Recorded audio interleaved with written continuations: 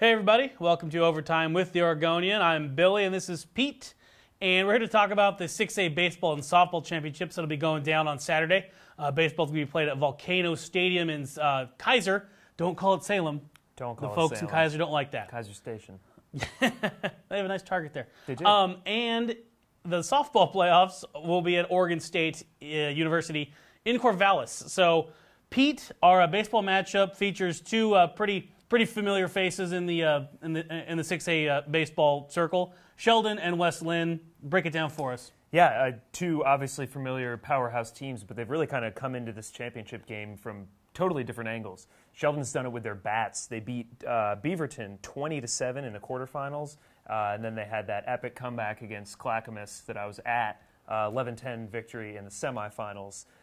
They've done it kind of everywhere. They run the bases really well. They had 66 stolen bases on the season, more than almost any other 6A team. They had 14 home runs as a team. 9 of them came from Taylor Frost.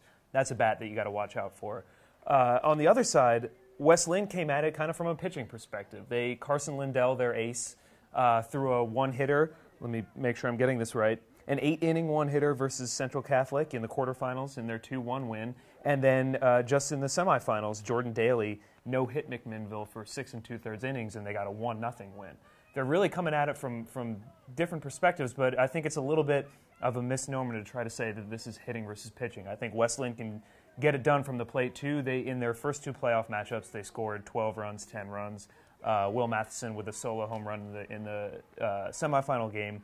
It's a little bit misleading to say that this is just a matchup of hitting versus pitching, but it is two teams that are kind of coming at their success completely differently right now. Anyway, so that is what we're working with on the 6A baseball side. Can't wait to see that showdown happen in Kaiser, Oregon. That's right. As for the softball, 6A softball at Oregon State, we have another great matchup. It'll be the second time these two teams are meeting this year, and I think it's pretty much universally agreed that these are the two best teams in the state. Yeah, absolutely. I mean, Tualatin and Westview, they've been the two best teams all year. I think, yeah, like you said, kind of a consensus type deal.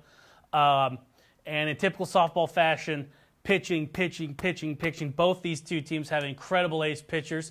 Let's start with Tualatin's Emily Sorum, who I've seen once this year. I covered him a bunch last year, but I only got to see him once this year. But Sorum, I mean, there's not a ton to say about her other than she's incredible.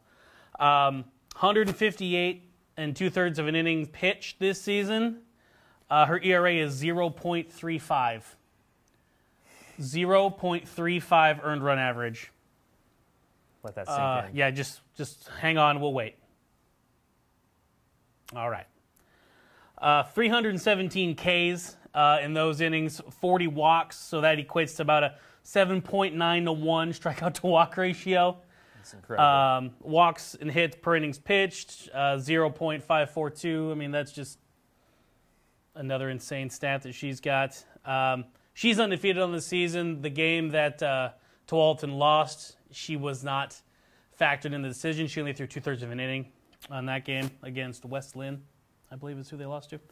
On the other side, Westview's Abby Greer, dominant still. I mean, she's thrown more innings, 182 and 30 innings pitched.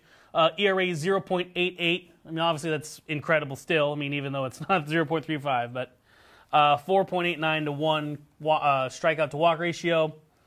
313 Ks, 64 walks. I mean, that game's going to come down to who throws better. Westview can hit the ball. They've got 27 home runs as a team.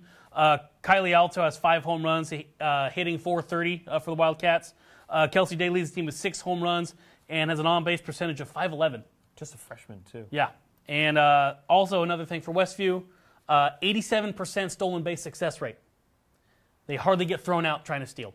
So, maybe that factors into the game where they get a base runner against Sorum, try to get one of those, little, what's called a Ricky rally going, stealing bases, and then finding a way to cash in with a runner on third. I mean, there's a lot of different ways you could kind of imagine how this game would go, but every way you can imagine it, I think it starts with the pitching. Absolutely. We'll have updates from every game. We'll have stories and photos and videos from every game Friday and Saturday, championship weekend, to kind of round out our spring sports. And also, let's not forget the boys lacrosse state finals on Saturday night as well. Absolutely. We will have photos and all sorts of fun stuff from lacrosse as well at Hillsborough Stadium, and along with our baseball and softball coverage. So stick around, OregonLive.com/high school, and be in the know. Thanks, guys. We are winning all the sports.